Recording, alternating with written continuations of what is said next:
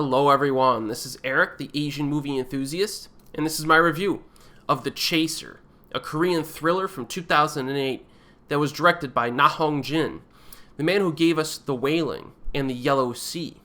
It stars Kim Yun-seok, Hajong Woo, and Seo Young-hee. The story is based on the real-life serial killer who was convicted in 2005 of murdering 20 people.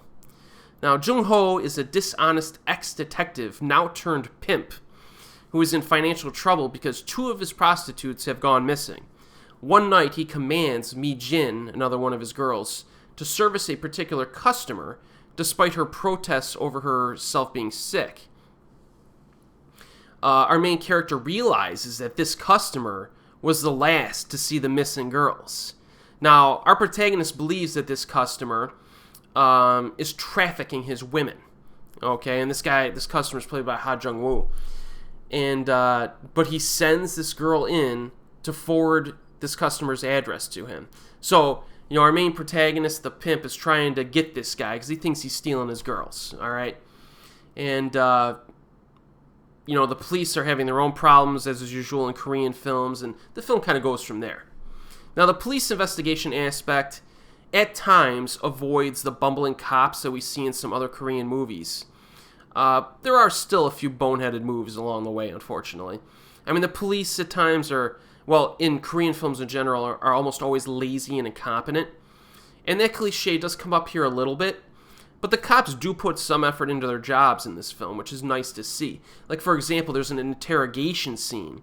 It's pretty nicely executed, I thought. And so some of the cops are pretty competent in this, which was nice to see.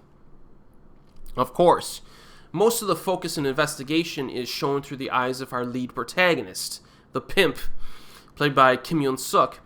Very good actor. He's got a hefty filmography under his belt. You may recognize him from films like Tazza the High Rollers, Running Turtle, Wu Chi, The Yellow Sea, The Thieves, The Priests in 1987. Now, his character in The Chaser is kind of a tough guy, but he has no idea how dangerous the villain is. He thinks, like I said, the bad guy sold his girls to another pimp or something. But our protagonist gradually begins to suspect that this guy is a dangerous fellow. I also like how they show the softer side of this pimp. He kind of regrets sending this girl into this situation, which does end up turning pretty dangerous. And he also interacts with this woman's little daughter along the way as well. So the main character here is a nicely rounded character. He's likable, and that's important for a film like this. And then we have Hajong Woo, who is at his most creepy and menacing in this film. I've never seen him as scary as he is in this one. Most of the time, especially nowadays, he's portrayed as a protagonist in films, but I think he needs to play more villain roles. He's very good at the villain role. One interesting aspect is where the villain is most of the film.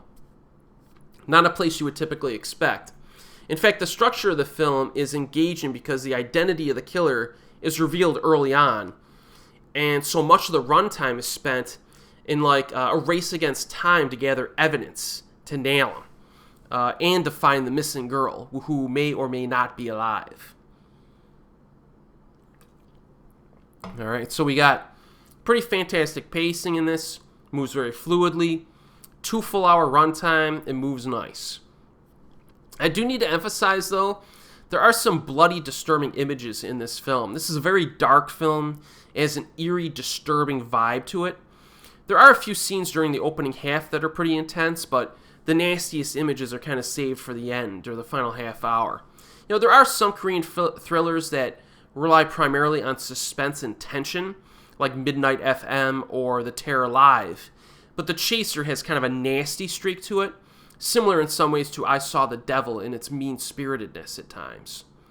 But that's not to say that The Chaser does not rely on suspense, because it does. It has a stifling tension to it, and there are a few good chase scenes to enjoy. The direction definitely helps to elevate this movie into must-see material. It's generally considered to be one of the best Korean films of the 2000s, and the fact is that Na Hong-jin's first feature film was The Chaser is pretty impressive. It's kind of insane A dude comes out of the gate to make his first feature-length film, and he makes one that's this good. So you knew this guy meant business early in his career. I mean, the quality in this film is so high. And he's unquestionably one of Korea's contemporary masters. And the fact that his filmography is very tiny means it is very easy to catch up with him in his filmography. You know, check out The Chaser, The Wailing, and The Yellow Sea.